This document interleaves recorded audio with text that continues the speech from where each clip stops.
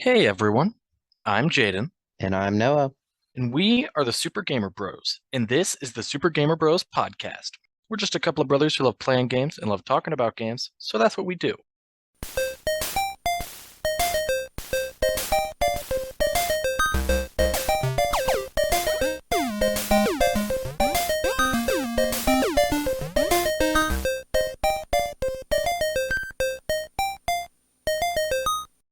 And today, Noah, we are talking about Far Cry 2. Far Cry 2, for me, was my introduction to the series, and I'm pretty sure it was yours also. And to me, it was That is noteworthy correct. right, it was noteworthy for being the game where you had to take malaria medicine Yeah. over a period of time. Oh yeah, we'll talk about that. Yeah, but to me, that was like always the thing that stood out. And obviously, it's like the classic free roam Far Cry formula that they have for their games. Yeah. Far Cry was released in 2008. Did not realize how old the game was until I was making our document. Yeah, it's a big game. Yeah, it was certainly, I think, a big game for us. So back in the day, when we first got our PlayStation 3, we typically still kind of played just licensed games based on, other IP. Like I remember one of the first games we played on PlayStation 3 was Transformers: Revenge of the Fallen, based on the movie, obviously. And we had this one friend, Zach, who was he played like everything, and he was the one who introduced us into many different game series that we both have played and play to this day. I know he introduced us to the Elder Scrolls with Oblivion. He introduced us to God of War, and Right. he introduced us to Far Cry. He brought over Far Cry 2 one day, and we played it, and we loved it so much that we bought it. And honestly, is probably the Far Cry game that I've played the most, actually. Yeah, so let's just get into it. So, the setting, Far Cry 2 takes place in an unnamed East African nation in the middle of a civil war. Yeah, that's kind of the background to the game. And the map itself is split into two large sections. Laboa Seco, which is the northern territory, and Boa Seco, the southern territory. Each map itself is split into 9 sectors, and that is actually what the game calls them. Literally just sector 1 through sector 9. They're not like named areas like you see in most kind of open world maps. Right. And the environment itself, covers a variety of terrain, ranging from deserts to savannas to jungle, basically screaming that, hey, you're in Africa. And I mean, this was I confidently say I think this was the first open world FPS game that we had played. Like pretty much the only other FPS game I would say we had played at the time when we played Far Cry 2 was Call of Duty, which obviously is not an open world series. And I would say Far Cry 2 is a very expansive map, especially for the time. And it was a really fun world to explore in. That's true. They were always large. It felt like the big AAA open world experience ahead of its time, really. And something that I did want to mention is I thought it looked great Oh at the no! time, Absolutely it looked the incredible. jungle and the Yeah. savannas, just Hmm. beautiful scenery. Absolutely. And even something we'll talk about in more detail later, the kind of realism of the game, which really helps make it, I think, just that much more, immersive. Yeah, as we'll talk about that later. Anyway, yeah, we'll just go ahead, get into the story. So I would say, Far Cry 3 is when I would say the Far Cry formula that is still going strong today, was started. And I don't know how to describe it. It's just, I always group Far Cry 3 through 6 separately from Far Cry 2. To me, it's like a very different game. It's just how I've always thought of it. But anyway, get into the story. In the wake of a rebellion against the old government of an unnamed East African nation, civil war rages between the rebel forces' two political factions, the United Front for Liberation and Labor, UFLL, and the Alliance for Popular Resistance, the APR. While each claims to represent the people, they are equally brutal and exploitative with the civilian population. The situation is being worsened by the Jackal, an arms dealer distributing efficient, low price weapons to both sides in violation of a joint signatory framework designed to stop the conflict escalating. The protagonist is one of a mercenary team sent into the country to kill the Jackal. The Are you mercenary looking for arrives. comments? Oh, I was like, I never Say, know when you're looking for comments. did you have a I like comment? to wait to good comment points. No, it just seems, they're not like, these stories are never very deep, and that's kind of the issue everybody has. They don't spend too much time developing relationships and whatnot. You're always, it's kind of like, it reminds me of the Just Cause series, where it's like the Mm, same dude leads yeah. rebellions in multiple countries, single-handedly defeating armies without Yep. questions. Yeah. Yeah, Yeah, I agree with you. That is one of the biggest complaints about Far Cry 2 from the general, I guess the general consensus. I know that is something that I think they did seek to fix in Far Cry 3. That one I think is very narratively it's probably driven. the best critically received, Far Cry 3? maybe publicly received.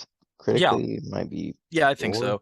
Well, see, I think Far Cry 3 went in an opposite direction, and then every Far Cry game since that has tried to recapture the magic of Far Cry 3. Right. um, and has just failed to do so, which I think is why if I want to play Far Cry, I typically will find myself falling back to either Far Cry 2 or 3 because of that. Anyway, the mercenary arrives at a local town only to succumb to malarial fever. The jackal confronts him with his assumed failure, but does not kill him, leaving the mercenary to be incapacitated during an ambush on the town. The mercenary is rescued by members of one of the two factions and ends up going on missions for both sides in the hope of catching up with the jackal. He also meets Ruben Oluwagembe, a journalist covering the conflict, and after aiding him, gains access to malaria medicine through the underground network, which works to save the civilian population from the activities of the UFLL and APR. During one mission to assassinate the leader of one side, the mercenary's employer betrays and nearly kills him, only for the jackal to help him escape. Interactions with the jackal, together with interview tapes that can be found in game, reveal his disillusionment with the conflict. So I guess just pause there to explain. So as it says, you do missions for both sides of the conflict, and when it says during the mission to assassinate the leader of one side, obviously whichever side you're working for at that time, obviously decides who you're trying to take out.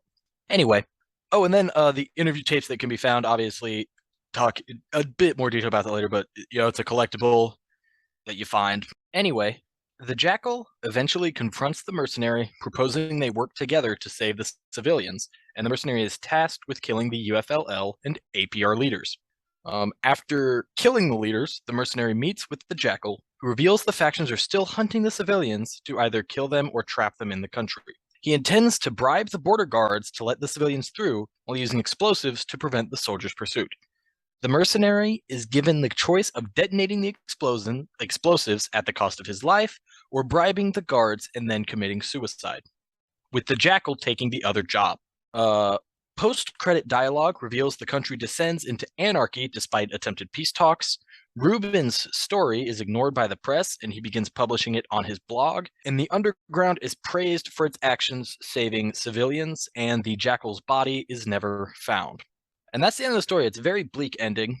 That's But very again, unhappy. yeah, I think it really again just speaks to kind of the realism of the game itself. Particularly, I think it gets a lot of things right in terms of the real world, I guess, counterparts, you could say.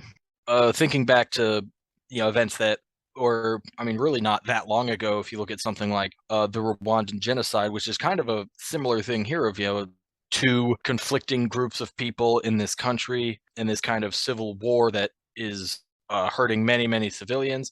Even when it says here of Ruben's story is ignored by the press, is very much what happened. The outside world did not really care for a long time what was going on in places like this, in like Africa, which obviously is a bad thing. And I appreciate how Ubisoft and Far Cry 2 handled this kind of conflict of like not making it, a happy ending, oh, you complete the final mission and suddenly peace is attained and the civilians are safe and everything like that. I think it's very That's true. I I feel like always feel like yeah, Call of Duty is like always trying to paint like the US as the good guys of the situation, and I'm like, that's not necessarily always the case. yeah, yeah, it's very dark, and I appreciate that because it's something that I think a lot of, especially AAA kind of mainstream games, tend to shy away from in terms of like real world issues and kind of going realistic, which I will argue both sides, honestly, depending on the game, because there are some games I play where I don't want that, because I get that, some people argue against a game like this because, games are about escapism and they should be fun and all of that. And I completely understand that and I agree with that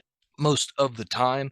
But there are times when I feel like, having a more grounded story, like a game like Far Cry 2 or a game like Spec Ops The Line, I think like, if you handle it well, it is, I think, very powerful. And I think that Far Cry 2 is one of those games that does handle it very well. Right, it was great for its time. But yeah, that's the story. Again, I think the overall like main story itself, I feel like is simple compared to like Far Cry 3 and games past it. And as you had said, that was kind of one of the complaints people had about the game, was the story not being as good as it could be, I guess. But I personally didn't have a problem with it, especially, at the time when we were playing this game stories was not something that I particularly cared about. I just cared about gameplay, which very different from how I am now, but at the time I loved it.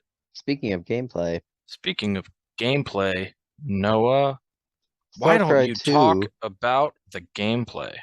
Far Cry 2 is an open world first person shooter. The player has access to a variety of weapons, 26 in total to be specific, ranging from explosives, launchers, shotguns, snipers, pistols, SMGs to assault rifles.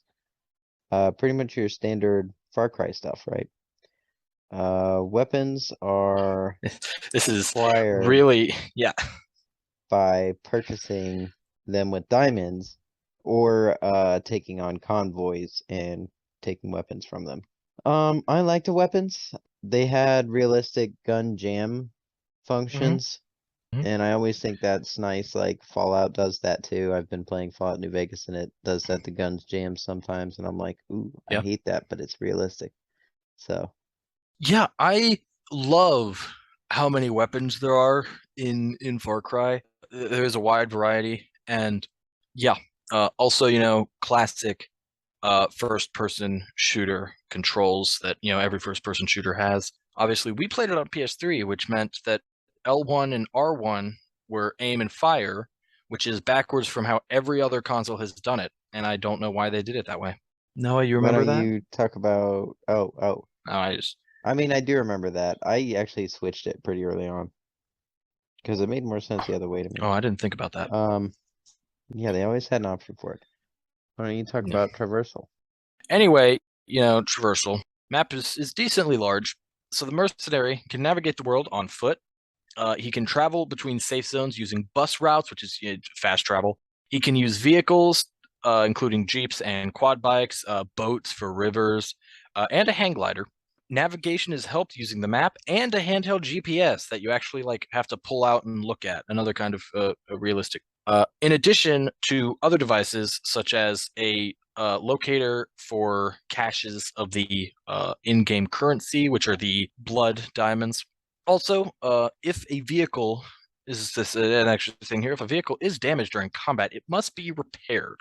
And traversal in this game can be tricky because outside of the safe zones, the mercenary will be attacked when in range of any hostile group, which is basically everybody. I feel like later Far Cry games are kind of easy. Maybe you can turn up the difficulty. I haven't checked, I do think difficulty is a thing. but in this one, I remember it being quite difficult. Yeah, on it, to me, it's one of those things that I honestly don't like that.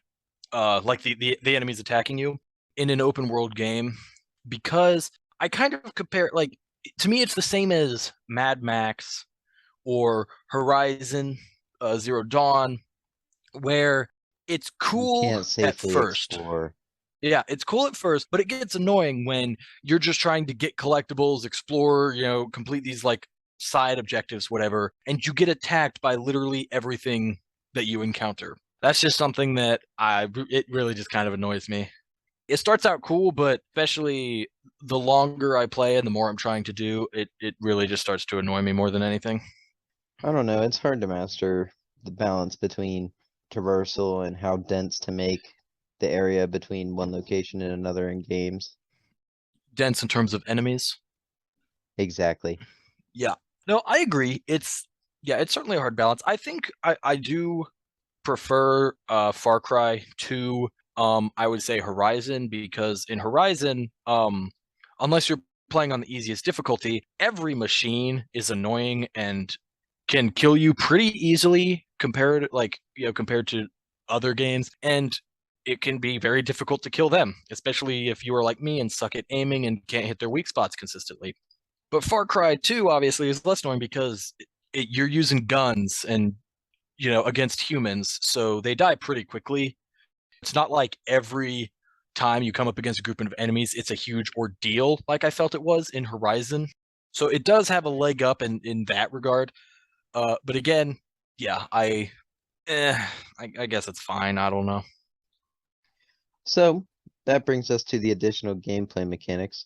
As I was talking about earlier, I mentioned my favorite additional gameplay mechanic from this game is the fact that from the outset of the game, the mercenary is suffering from malaria, which strikes at regular intervals and causes disorientation and blurring vision. The malarial fits must be treated with medicine, which can only be gained from the underground by completing missions for them. Over the course of the game, the mercenaries' actions increase their reputation, which unlocks more missions, but also causes the underground to mistrust him, making the medicine harder to acquire. Everything in the game is a system of balance. I think it's very well done. And at first it seems daunting because, I don't want to have to take a medicine every couple hours in a video game, but it ends up being one of the best mechanics they put in. I very much have a love-hate relationship with malaria in Far Cry 2. On the one hand, I think it's very interesting. It's something that is very unique. Obviously, malaria being mainly it's from mosquitoes in Africa is how you get it. So it's something that is very unique to the location of playing a game in an African nation. And I do think it's like a cool thing on paper and thought. It also says here the malaria strikes at regular intervals, which I thought when I like every time I play the game, to me it just seems completely random. Which I don't know if it is random or not, but assuming it's random, I actually do appreciate that because I mean I don't know anything about how actual malaria works, but I think I like the unexpectedness of it. Anyway, the buddies. So at the beginning of the game, you pick between one of 9 mercenaries. I don't think that choice really matters in any sort of gameplay aspect. I don't think any are better than any of the others at anything. I looked it up and couldn't find anything that said that. But anyway, the other mercenaries you don't pick are also actually in the world. They are sent, to the same country, and they can be found in the open world. And they are dubbed buddies. They're typically they are found either in settlements or they are held captive by one of the factions, and it is actually a mission to go and rescue them. Depending on interactions, players actually have like a best and second best buddy who will help you by offering optional information when accepting a mission, and they can also support you in combat. Also, very interesting. I don't think any other Far Cry game does this. Maybe the first. I know nothing about the first Far Cry. If the buddies are injured at missions and are not healed in time, they die and will be permanently removed from the rest of the game. So basically, even buddies can go down twice and you can pick them back up, and then third time they die no matter what anyway. But yeah, I think a very interesting permadeath, not something you really see often in any games, and is something that I don't think Far Cry even did after Far Cry 2. But obviously the buddy system is, I think, a very Far Cry mechanic that has returned in every Far Cry game since 2, at the very least. It's definitely returned. It's a great mechanic. I've recently been playing Far Cry Primal, and you have beast companions in that also. Yeah, I mean, it's just a classic mechanic, and it started here. Well, it might have started in the first Far Cry. We don't know. Started here for For us. us, for us. Okay, yep, it started here for us. I will go ahead and I'll give you that. So I also did want to just go into a bit more detail about just kind of the openness of the world, like other Far Cry games. Once you complete the tutorial, the map is completely open for the player to do whatever they wish. You can do main missions, side missions. You can take on outposts. You can just gather collectibles. I do just absolutely love how open Far Cry 2 is.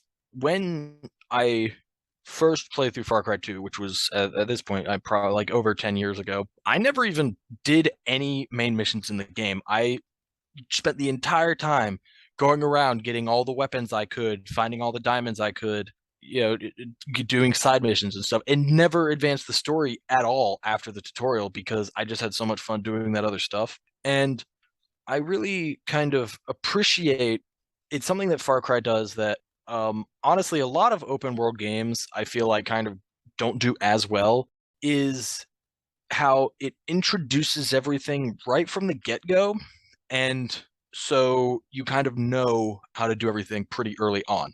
And I'm like comparing that to I can't remember, I think maybe Horizon did it, but I don't remember exactly where.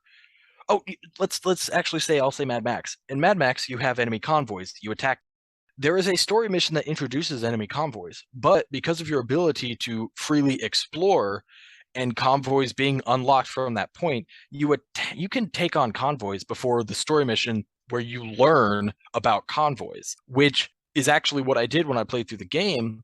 And I don't like that. I feel like if you're going to introduce something, like I feel like you should introduce things like that in the story, but I feel like you shouldn't be able to encounter them in the open world before being introduced to them, because that kind of I don't know, that to me is just kind of a poor design, like in Mad Max. I think I even said in our Mad Max episode, have the convoys just not spawn until after you do that mission. And that's something that Far Cry 2 specifically does not do, and I appreciate that. I'll say it. I said it then. I'll say it now, but I think that's nitpicky. But I do love the way that you're right. Far Cry does their open worlds because their side activities are so fun, and they make all their upgrades tied to the side activities. I love when games do that because then you can just do all the side activities right when the open world's available, and you're super buff when you're going through the story. Absolutely. Yeah.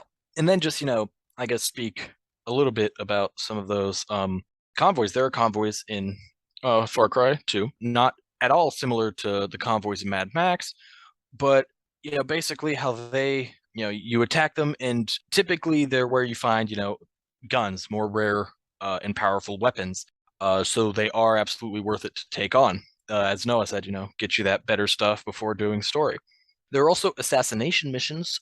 These It's pretty interesting how they are started, I suppose, is you actually intercept messages from cell towers to kind of start these missions, and you get the location of a person that you can assassinate.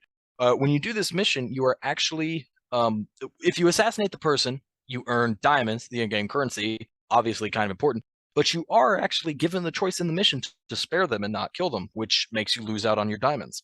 I honestly don't know if there's a positive to leaving them alive, so I don't know why you would, but I guess the choice is there. And yeah, that's that. Yeah, it was a Yep. fair currency system. Yeah.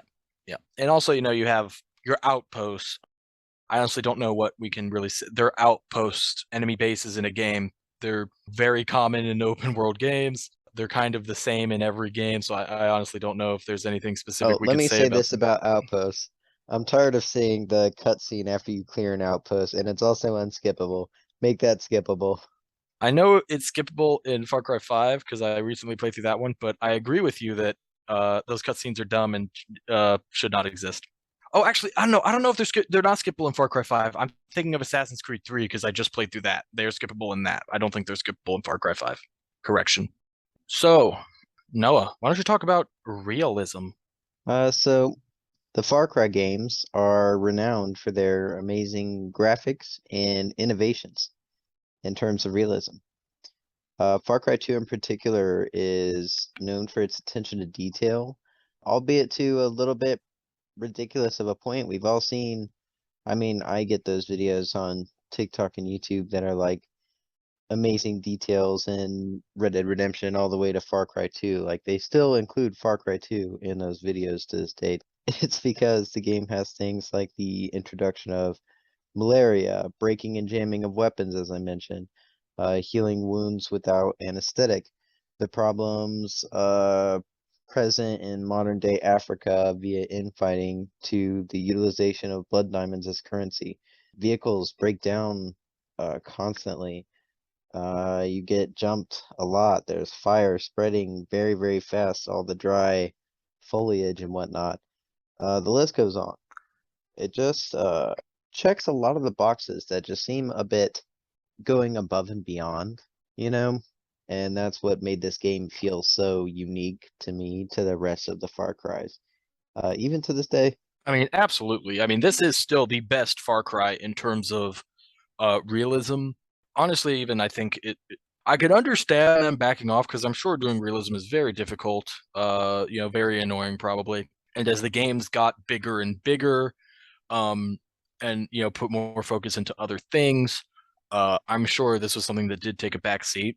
Yeah, but I do love the realism in Far Cry 2. I think it is very much the thing that makes Far Cry 2 stand out to this day as like I would say one of the all-time great games. And even amongst its series, uh as you said, the malaria, I loved the breaking and jamming of weapons. It's very annoying when it happens, and it is, weapons actually do get worn as you use them, so the longer you use a weapon, the more likely it is to happen, but it can still happen your very first shot with a gun, because as kind of said in the story with the jackal, the guns that you use are cheap and lower quality because of kind of that's what an area like kind of third worldish country, like that's what they can afford, so that's what you get, cheap stuff that breaks easily. And I very much appreciate them going above and beyond with that.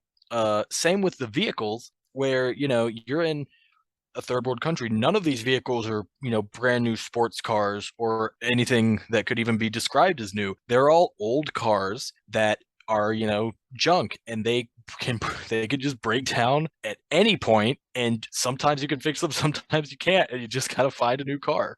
Yeah, I forgot about that. Every aspect of it all tied together makes it feel very daunting to play this game.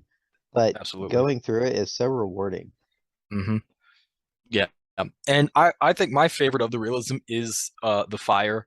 As you said, it's a dry area, so things catch fire fast, and it's something you could, I'm sure, find hundreds and hundreds of like videos on YouTube, whatever, of fire in Far Cry 2, because it is one of the most memorable things about the game. And even when we played it, we would always carry like Molotov cocktails. We got a flamethrower just so we could go out and light something on fire and watch it spread. It is insanely cool. Yes, I mean I love the cars breaking down, like I said, that Absolutely. is hilarious. Because it's always at the like you're being chased and then you have to get out and go up to the hood and you're working on the car and they're getting close to you. It just creates a humorous Yeah. moment. Yeah. I mean, same with, the gun jamming. So many times in the middle of a firefight trying to take down a base, whatever, and it just, boom, it breaks and it jams, and you're like, mashing it, trying to like get the bullet unstuck and whatever. And sometimes you just don't. And you're like, oh, great. Now I gotta run and grab a gun, and you run and grab a gun from an enemy, and it's also in terrible condition, so it can break down too.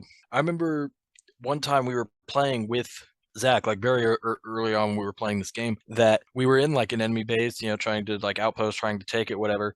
And we kept like, I think in one like firefight, we had like four guns jam because we kept having to like pick up guns from enemies, and they are all just not great quality. It's nice attention to detail. Yeah. Yeah. It's very annoying in the moment, but looking back, I'm like, yeah, yeah. It's cool. I do appreciate it. Anyway, collectibles.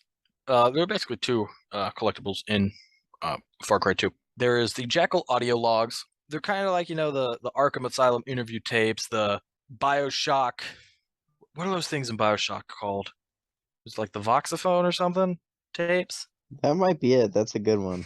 Yeah. It's like, you pick it up, it plays audio, of Jackal, the Jackal, and his thoughts and stuff, kind of like, diaries. I I think audio is my favorite type of collectible in games because just like, any sort of document you find, they give you background information of the game or the characters, which I always love. And audio is great because you can actually still play the game while it's going on. You don't have to stop and read something. You just play the game and you hear it, and I love those. I like that too because something I always do is I get all the documents and I'm like, ooh, I can't wait to read these at the end of the game. And then I beat the game and I forget to do it and I delete it and I'm like, oh, oops, forgot. Yeah, sometimes I forget and sometimes I just don't. Yeah, I mean, I'm sure you've had that, like, you beat a game and you're like, "Nah, I don't want to do that. I don't want to do anything with this game anymore," and you move on. Yeah. Absolutely. And then the conflict diamonds, the blood diamonds, the currency of the game. You get them completing missions. You also there are many. There are 1,000 total in the game. You have to find caches of diamonds. It's like any collectible. You can get a locator that helps you find them easier. And dealing with people, sometimes they're just straight up hidden and can be pretty difficult to find. Yeah, definitely a grind trying to get all these diamonds because they are the currency, so they are something that a collectible that is very much used in the game. Kind of rare, really, to see collectibles that you actually kind of have to get to play the game in general. And I like that. I like those kinds of collectibles. That it's just another reason to get them other than just completion. Yeah, I mean, I always feel that way. I like when collectibles have something to do with the game mechanics. Like I said, I'm playing Far Cry Primal currently, and it does a really good job of tying like crafting upgrades or game upgrades that come from hunting. So hunting is tied to your upgrades, is tied to crafting, is tied to getting more villagers for your village to upgrading that, is tied to getting more skills. It's all tied together very nicely. I like when it's done like that. I agree. And Noah, why don't you tell us about the multiplayer? I don't know actually if I ever played the multiplayer, but I did know that it existed. Excuse me. I can say confidently I did not play the multiplayer. Right. And even forgot it existed until making this document. Which, fun fact, the servers went offline for it in 2021. Like that's only a year ago. Oh The wow, that servers, is crazy. yeah, servers were up for 13 years, which I think in the grand scheme of games is actually pretty normal. Like servers always stay up for a long time, but yeah, I mean that's pretty crazy for a game I can't imagine a lot of people were playing in 2021. Right, so alongside the single player campaign, Far Cry 2 included a separate competitive online multiplayer mode with teams of up to 4 players taking sides in the conflict and competing over objectives. Multiplayer gameplay was class-based, with 6 classes available and incorporated the same physics and environmental elements as the main game. The available modes included 2 types of deathmatch, a version of Capture the Flag, where players fight over control of a large blood diamond, of course, and Uprising, where team captains must capture nodes. Matches were ranked, with the winning team earning rewards based on their score. All versions include a map editor for creating multiplayer levels, and it allows players to craft terrain, arranging from rocky areas to water pathways, and place shrubbery and buildings in available areas. So the multiplayer was surprisingly extensive for something that I really didn't hear very much about. Yeah, I mean, we didn't play it. It's one of those that we're talking about it because it exists in the game and I feel to mention it, but yeah. Yeah, anyway, that's multiplayer. Yeah, it did not have online co-op in this game, right? Like that wasn't a thing yet. No, I think Okay. I mean That Far wasn't until Far Cry, Cry 4, maybe? yes, like Far Cry 3 had a co-op story that was separate from the main game story you could do, but Far Cry 4 was the first where you could actually like join another person's game and explore like just the single player open world story with them. It's like my favorite method of cooperative gameplay.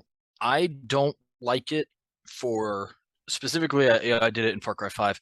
Only the person who's the host actually gets the benefits of beating the story. Like if you're playing with someone else and you're not the host, you can't get the benefits of that. So it's like if you say want to unlock for Yeah, that's really like troublesome. yeah, like in 5 I was playing with a friend of mine and he couldn't unlock a third primary weapon slot because you have to beat one of the like main bad guys to be able to, and like we did it on my game, but so I got that benefit, but he didn't. I don't like that aspect of a multiplayer experience like Far Cry 5, but we're not talking about Far Cry 5.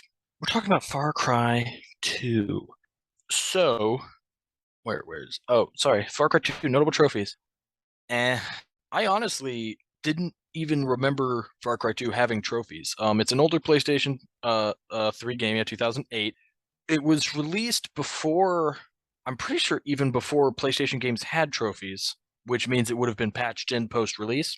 But it has multiplayer trophies, I guess, so anyone who would want to potentially complete it now, it is impossible to do, which is always annoying. And yeah, that's all I have to say. I'll be honest, I'm not happy with this with the trophy options and with the trophies in this game. That's happened in older games, and that still happens today. Oh, It's a interesting. publisher by publisher basis, but I feel like along the majority of it, they're getting better Okay, over the spectrum. I will say, I guess for anyone interested, Sony first implemented the PlayStation 3 trophy system on July 2nd, 2008. It was not required in games until January 1st, 2009. So I don't know the exact release date of Far Cry 2, but either way, I'm sure they just put them in there because, the Xbox had achievements, so they probably already had to make them anyway. Right. Yeah, fun times. Fun. Anyway, brings us to our questions. Favorite moments, Noah? My favorite moments were driving and fixing the broken down cars. I just thought it was realistic. It was troublesome and hard and but fun at the same time. And that is also tied into the Outpost. This was the first game that introduced the Outpost system really to me as really how it was going to be for the next generation of games. And I liked it then and I still like it now, honestly. Yeah, I absolutely like the outpost system. I think there's certain games that don't, that just the kind of what's the word, requirements for like taking over an outpost can be annoying. Honestly, my biggest game is there are some open world games that I don't have enough. Honestly, like I think an example is, to bring up Horizon again. Bandit camps are kind of like the enemy outposts in that game. There's only like five, maybe even only three in the entire game, and I'm like, that's not enough. Like I like outposts, always put more. But that's just our opinion, I suppose. My thing, uh, diamond hunting. Typically, collectibles are my least favorite part of a game. Just because, again, I guess a lot of them not necessarily affecting the overall gameplay itself, like unlocking things in game, whatever. Also, especially in games with a lot, it can just become a very tedious thing having to go and get all these collectibles. I don't know what it was about diamonds in Far Cry 2. I loved getting diamonds. I loved looking for them and finding them. I don't think I ever found all of them, but it was something that, I never even, nowadays when I get collectibles, I pull up a guide and I follow the guide and get the collectibles. I do not take time actually searching for them if they are not on the map already. I think that's a huge waste of time in video games. I don't like doing it. But with Far Cry 2, like I absolutely did that. I don't know why. I just absolutely loved getting the diamonds. I mean, yeah, that's interesting. I don't Correct. remember it being difficult like that. I remember I always feel like the currency system in Far Cry is done well, where you don't feel like you have to grind too much to get enough to buy the weapons or ammo or whatever you need, or upgrades, what have you. Yeah, no, I agree.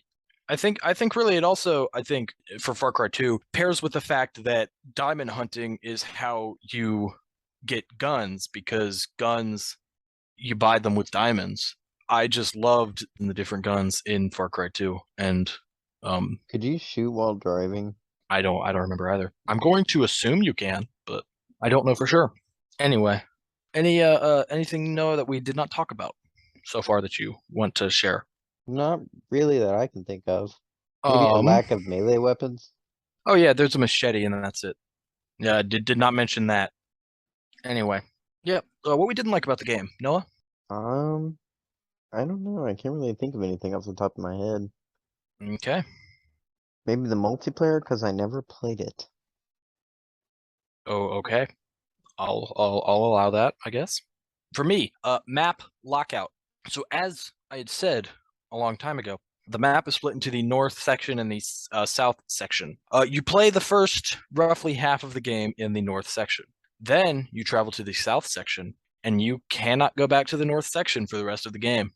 Like, literally cannot. It is locked forever. It makes completion, like having to complete all the missions and everything, very annoying because you have to complete everything in the north section before moving on to the south section. Otherwise, you've locked yourself out of trophies if you're trying for that. And yeah, that's it. I hate that. I honestly don't know a game other than Far Cry 2 that does completely forever lock you out of a part of the map. Like, there are some where for a portion of the game you can't go to part of the map, or the two areas are separate but you can travel back and forth between the two, whatever like that. Right. No, once you're in the south, that's it. The north doesn't exist anymore as far as you're concerned, I guess. I can see how that's annoying. Yeah, I have to imagine they did it because of the technical limitations of the PlayStation 3 and Xbox 360. Like, they probably could not handle the whole map in one. I have absolutely no research to back up that claim. That just, to me, is the one thing that makes sense of why they would do it. I can't think of another reason why. No, I think that makes sense. But yeah, that's just it. Yeah, it's just annoying. Anyway, replayability. For me, this one is a beat and delete. I have gone back and played it a couple of times since we had originally played it. But yeah, I feel like, me personally, I prefer Far Cry 3, and I would probably go back to Far Cry 3 over Far Cry 2. I would say that I prefer Far Cry 2 to Far Cry 3, but I would say they're both a beat and delete. Once you've experienced the whole game once, there's really no point to going back and doing it again. It's so long. I get you. I get you. Anyway, final thoughts on Far Cry 2, Noah. To me, it still stands as one of the top Far Cries in the series. I don't know, it just had so much going for it that some of which I think Far Cry lost over the years, and some of it has definitely improved. But for me, Far Cry 2 is what started it all. It was my very first, so it's one of my favorites. What do you think about it? Yeah, no, I think I have to agree. Again, Far Cry 2, with, say, the realism and like the malaria specifically, something that has not been done in any other game I have played. And considering that, Far Cry 2 came out in 2008, that's quite impressive. Even the only game I can think of that has something similar to the malaria system is, I'm pretty sure, Dead Rising 2, where you have to get like the zombie cure for your daughter who was bitten, and you have kind of like a time limit that you have to keep getting that and bringing it to her throughout the game. It's still, I would say it's different, definitely not the same as the malaria, but it's the closest thing, and that's the only other game I can think of that has a system similar to that, which I think is one thing that helps Far Cry 2, I think, stand the test of time, of that unique mechanic. And as you said, it is certainly, in terms of our history as gamers, a very, very important game. And that's Far Cry 2. And now we move on to the indie bit, the bit where we talk about indie games. Yay. Today, Noah, I am excited for this one. We are talking about Thomas Was Alone. Boo. Calm down. So I first heard of Thomas Was Alone Calm down. many years ago, like just on a podcast, people talking about it. And it was one of those games, kind of similar to Brothers, which was the last indie game I picked, where I just was something like, I would always just hear someone mention it, and I was interested in playing it for years. I actually did not realize that Thomas Was Alone was out on PlayStation. Again, I saw it in the PS Pass that we have, and instantly was like, got it. That's what I'm picking. So yeah, the synopsis of the game, basically, you play as an AI, Thomas. Well, you play as several AIs, but the main one, being Thomas, who is represented as a red rectangle, and he travels and meets other rectangles, shapes that are basically trying to. Let me think. They're trying to, I guess, discover the secrets of their existence. Basically, I think, as simple as I could put it. In terms of gameplay, the game is a platformer where all of the different squares with their different shapes and sizes have different abilities, I would say. For example, Thomas, he can jump, I would say, medium height. There's another character who can jump like he's like a kind of shorter square. He cannot jump as high, so that's something that in missions you have to be able to, like, he can say jump on top of Thomas, but he can't jump much higher than that. So if you come to a higher ledge, you have to you have to use him to jump on Thomas to jump on that higher ledge, and you have to get use these different characters and their different abilities to get them to these kind of endpoints of the level, which there is a different endpoint for every shape, and they are specific to that shape. Like you have to match an outline of a shape, so you do have to get each one to its specific location, and that's the game. Noah, why didn't you like this game? This game is charming in the sense that it's like kind of like the Stanley Parable where it's not much game going on, but there's like clever British narration over the whole game. And it is well written, it's funny. I did enjoy it, but it did not cover for the not so great game that was there. The platforming was quite difficult. Like it had a rough time reading my jump inputs. Maybe that was just me. I always give the game the benefit of the doubt when it comes to that sort of thing. But I just thought, it's a little bit simple here. Maybe a little bit low budget indie we're looking at. And I kind of felt like this was a free computer game turned indie game. Yeah, I loved it. I thought the platforming was very fun, very I don't know if I'll say innovative, but very interesting. The different squares with their different abilities, having to kind of work around that, and even Different abilities, literally, they just have different jump heights. that's not true. Like one can float in water, and one is bouncy. You can bounce on her.